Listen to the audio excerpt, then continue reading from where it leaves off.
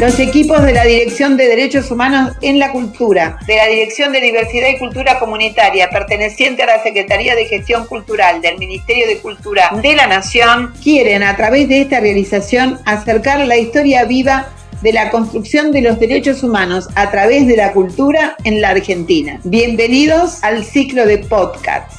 En esta entrega, Historias con Orgullo.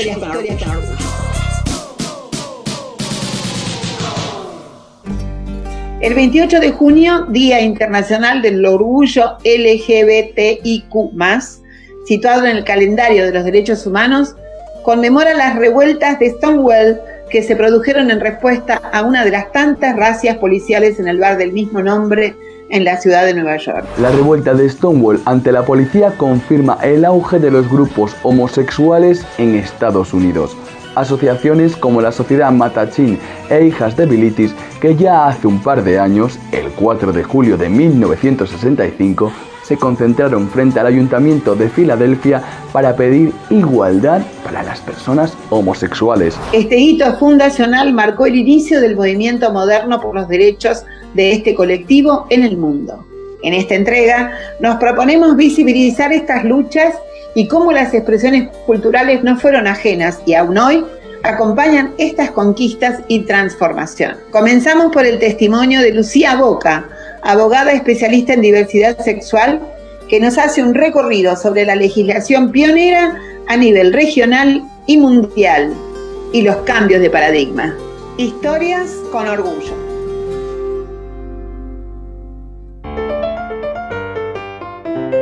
Es importante en este contexto hacer un repaso sencillo, corto, pero que nos llena de orgullo de lo que es la legislación en materia de diversidad sexual y derechos humanos en nuestro país. Verdaderamente estamos a la vanguardia a nivel internacional, somos faro en la región y también a nivel internacional. Hemos dado grandes pasos que nos plantean una agenda de derechos humanos, porque cuando estamos hablando de todas las leyes que involucran a la población LGBTI+, nada más ni nada menos estamos hablando de igualdad ante la ley. Resultan 55 votos afirmativos, una abstención. Se convierte en ley y pasa al Poder Ejecutivo. Estamos hablando de un proceso que se era negado por no reconocer iguales, por no reconocer la misma capacidad de dos mujeres, de dos varones, a tener una familia, a comprometerse, a formalizar un lazo ante el Estado que les garantiza determinados derechos con respecto a las decisiones sobre la salud, con respecto al patrimonio, a todo lo que hace a un matrimonio, lisa y llanamente. Es interesantísimo marcar este como primer granito, que fue la ley de matrimonio igualitario en el año 2010, que lo más loco es que no existe un matrimonio igualitario en nuestro país, lo más loco y lo más interesante. Nosotros lo llamamos de matrimonio igualitario, pero verdaderamente lo único que hizo fue venir a cambiar el matrimonio civil, determinados términos de la ley de matrimonio civil y cómo estaba planteado en el Código Civil y cómo quedó después receptado en la reforma del 2015, donde se habla de contrayentes, no se habla ni de varón, ni de mujer, ni nada. Y esta simpleza de la ley, que ya les digo, para leer es aburridísima, es la manifestación más clara de la igualdad entre la ley. No hay leyes especiales que tengan requisitos especiales. Dos varones no se casan por la ley de matrimonio igualitario, se casan por la misma ley que se han casado nuestros padres, nuestros abuelos. Somos un montón los ciudadanos argentinos, diputados, referentes de la cultura, del arte, de la religión, de la academia, referentes políticos que han colaborado y contribuido para que esto sea una realidad en Argentina. Hoy somos una sociedad más justa, más democrática, y eso es algo que tenemos que festejar todos, porque nos hace mejores a todos y todas. Eso es importante de manifestar, porque genera esa sensación de igualdad. Quiero hablar de todos ustedes que hoy van a tener los mismos derechos que tuve yo desde el día que nací y que tuvieron tantos millones de argentinos desde el día que nacieron. Y esta es la sociedad que queremos, una sociedad de reparación por todo lo que tuvieron que pasar hasta llegar a este momento de igualdad. Por primera vez el Estado nos reconoce como interlocutoras válidas. Lucía Boca. Imagínense tener, hoy estamos hablando de personas que tienen en la actualidad 80 y pico de años, haber atravesado toda ese desamparo de la ley en cuanto a sus vínculos y entender que tienen exactamente los mismos derechos. Por ejemplo, yo soy lesbiana y te tachan de que, claro, ahí va la tortillera o ahí va el puto y no te permiten ser libre con tu elección sexual de vida. Luego el otro gran paso en nuestro país y que nos pone verdaderamente en ser marco de referencia de legislación en materia de identidad de género es la ley 26.743, que determina la identidad de género como la vivencia interna e individual del género más allá del sexo que haya sido asignado al momento de nacer.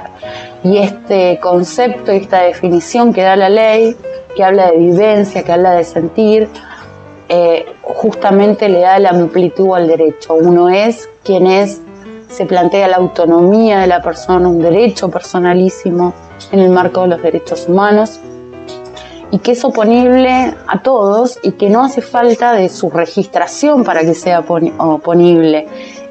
Uno es quien manifiesta ser. No necesito de que eso esté avalado por un documento.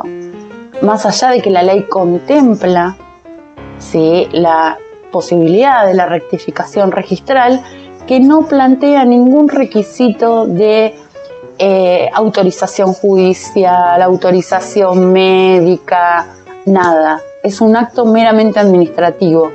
Para aquellas personas mayores de 18 años se presentan ante el registro civil. Para aquellas personas menores de 18 años lo hacen acompañados de sus representantes legales, porque acá, vuelve a ponerse en juego lo que es el interés superior del niño, su capacidad progresiva y su mera manifestación hacia el derecho, y va a estar también acompañado no porque sea una cuestión judiciable, sino por todo lo contrario, para que estén garantizados esos derechos por el abogado del niño de cada uno de los organismos de protección de las jurisdicciones en nuestro país. Hoy estamos justamente celebrando ya una media sanción de la ley de cupo integral, de cupo laboral para las personas trans, que también viene a reparar situaciones de injusticia y exclusión y discriminación. Historias con orgullo, historias de vida.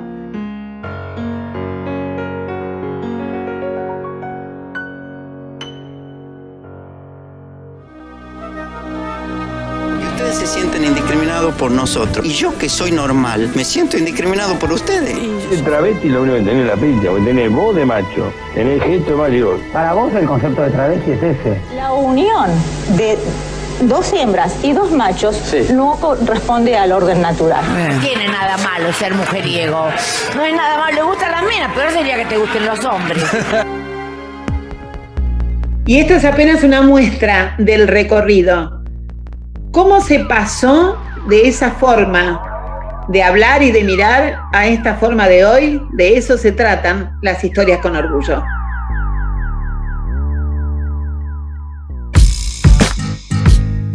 Los invitamos a escuchar la conquista de los derechos en la voz de sus protagonistas.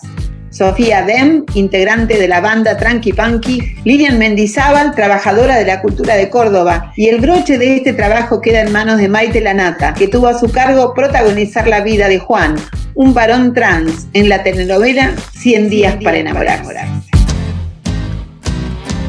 Empecemos por Sofía Dem, militante percusionista de la banda Tranqui Punky, cuyo grupo musical nació allá por el 2013 en la ciudad de Córdoba, Argentina. Una historia con orgullo, con la música como instrumento de lucha y visibilización. Me gustaría decir algunas palabras en relación a la relación, valga la redundancia, siempre bien estrecha, entre lucha por los derechos humanos, por distintos tipos de derechos y conquistas que hemos tenido a lo largo de nuestra historia, y la cultura en general, como expresión de un pueblo, si se quiere, así bien, con ese concepto bien amplio, pero también como para pensar en la identidad de un pueblo, de las personas que conforman, por ejemplo, un país, una nación, no como identidad homogénea, sino como identidad siempre bien heterogénea, siempre bien diversa, y cómo esa diversidad y cómo esa heterogeneidad de alguna u otra forma siempre aportó, sobre todo desde las movidas contraculturales, desde las movidas quizás más que estaban más al costado, que no eran parte del mainstream, como se dice, a que se movieran las piezas de lo instituido, las piezas de lo que se consideraba que estaba bien y que era normal, entre comillas, y a partir de los cuales, a partir de estos movimientos, de estas movidas, siempre culturales, siempre de la mano de la cultura, entendida ahora sí como distintos tipos de intervenciones, actividades, producciones artísticas, y en particular en relación a la música.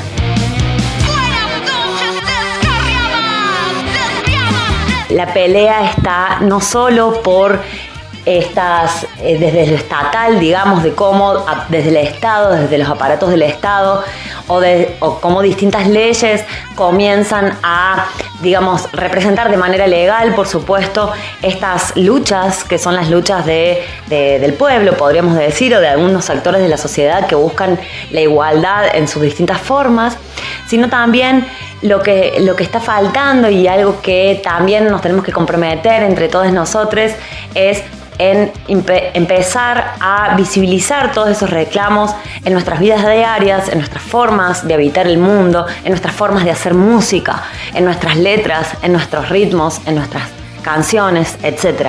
Algo que nosotras venimos sí percibiendo, que si una sigue, por ejemplo, las trayectorias musicales o los discos, por ejemplo, producidos entre bandas hermanas, por ejemplo, entre las Ex, entre las Basofia, etc., y hasta nuestra misma discografía, nuestra misma pequeña discografía, pero nuestra discografía al fin, como nuestras letras, nuestras canciones han empezado a decir de manera mucho más explícita lo que sentimos, la manera en que vivimos y que imaginamos otros mundos posibles más allá de lo que vivimos día a día y los discursos de odio imperantes en nuestras sociedades. Historias con orgullo.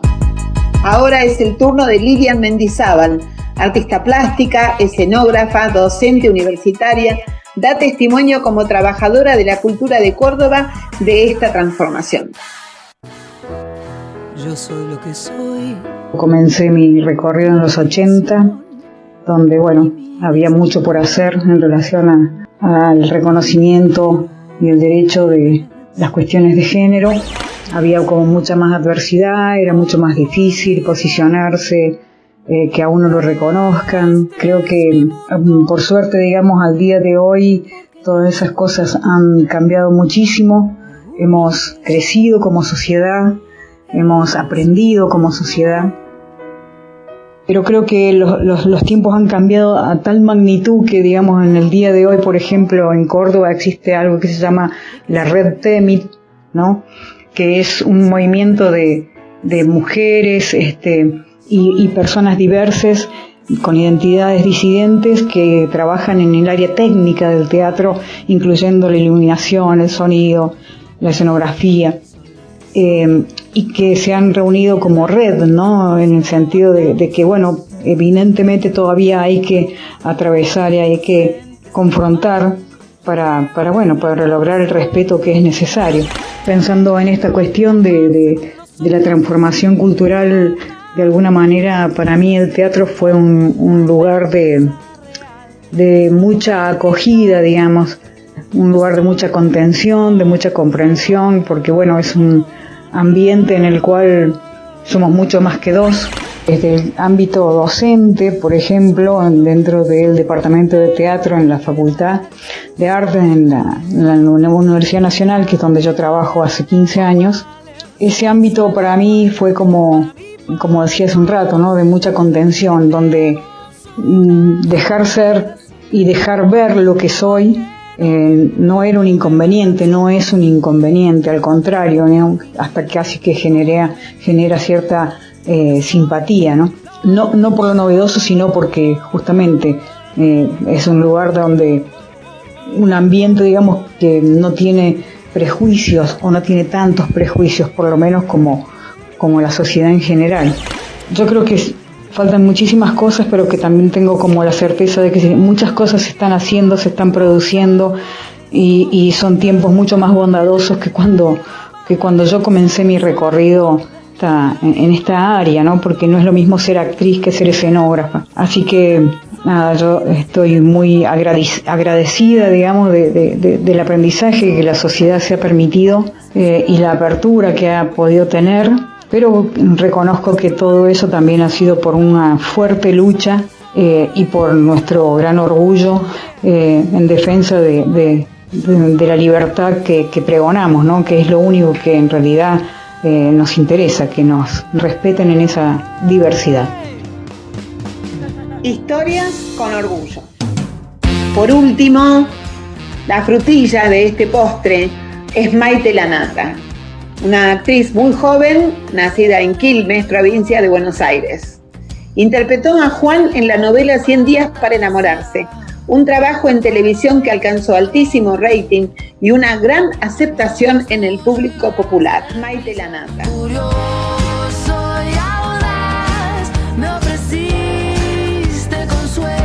La repercusión que tuvo la novela en la sociedad en términos de diversidad sexual fue increíble, porque no solo el personaje de Juan abordaba este tema, sino que todos los personajes que lo rodeaban y cada uno desde una postura que permitía que el espectador se identificara un poco con uno, un poco con el otro, un poco con el abuelo de Juan, que era muy cerrado, otro poco con la mamá, que no quería ver a su hijo sufrir discriminación. Entonces esa identificación con los personajes ayudó a que la información que brindó AFDA, que es la Asociación de Familias Diversas que ayudó a los guionistas a armar un poco los libros, no quedara solamente en un plano teórico, sino que esa teoría llevada a las vivencias de cada personaje es lo que ayudó mucho más a empatizar con esos personajes. El elenco y el equipo recibía todo el tiempo mensajes de agradecimiento de chicos y de papás o de abuelos y abuelas que decían que gracias a la novela podían entender mucho más a sus nietos. Cuando interpreté el personaje de Juan, al principio pensé que me iba a encontrar solamente con un desafío a nivel actoral, el cual ya de por sí era bastante grande, pero al transcurrir la tira y al pasar los capítulos y que el personaje fuese creciendo, me llevó a una deconstrucción personal también de muchas ideas o de pocas informaciones y vacíos que uno tiene que no le enseñaron en el colegio o en la vida y que no fue aprendiendo y que aprendí un montón con el personaje, sobre todo en términos de diversidad e identidad de género, y entonces fue un desafío personal, y no solo personal sino también a nivel social, porque la llegada que tuvo el personaje en el público y lo que pudo ayudar a muchas familias y a muchos chicos y chicas trans, no me lo esperaba, nunca me lo esperé, desde el principio no me lo esperaba, y bueno, también fue un desafío todo eso. Y también muy contenta porque no solo me llenó artísticamente, sino socialmente y humanamente. El aprendizaje que me quedó después de haber hecho esta tira fue que desde el arte uno está haciendo política también. Y los y las que formamos parte de los contenidos audiovisuales sabemos que nuestros mensajes llegan a muchas casas. Entonces fue haberme dado cuenta que esa herramienta podemos usarla para causas sociales que terminan ayudando a varias personas. Maite Lanata, historias con orgullo.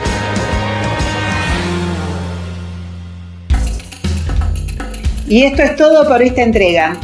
Todas las herramientas de la cultura deben estar al servicio de la sociedad para que los cambios sean cada vez más visibilizados. Ese es nuestro trabajo. Los esperamos en los próximos podcasts con más trabajadores de la cultura comprometidos con el enorme trabajo de la ampliación de derechos. Hasta la próxima.